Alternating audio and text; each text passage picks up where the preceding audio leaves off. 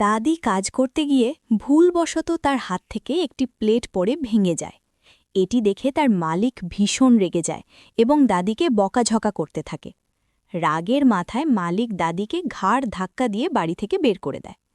কান্না করতে করতে দাদি বাড়ি ফেরার পথে হাঁটতে থাকে। হঠাৎ ময়লার মধ্যে একটি অদ্ভুত বাটি তার চোখে পড়ে। কৌতূহলবশত দাদি বাটিটি নিজের বাড়িতে নিয়ে আসে। বাড়িতে এসে দাদি বাটির ভেতরে একটি আপেল রাখে।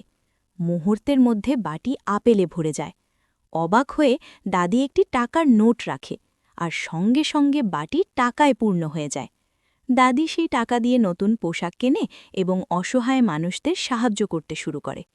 এই সব কিছু দূর থেকে এক লোভী মহিলা লুকিয়ে লুকিয়ে দেখে ফেলে। দাদি ঘরের ভিতরে ছিল আর মহিলা বাইরে থেকে সব কিছু নজরদারি করে। পরের দিন দাদি বাটির মধ্যে একটি সোনার গহনা রাখে। সঙ্গে সঙ্গে বাটি অনেক সোনার গহনায় ভরে যায়। কিন্তু রাতে সুযোগ পেয়ে লোভী মহিলা বাটিটি চুরি করে নিজের বাড়িতে নিয়ে যায়।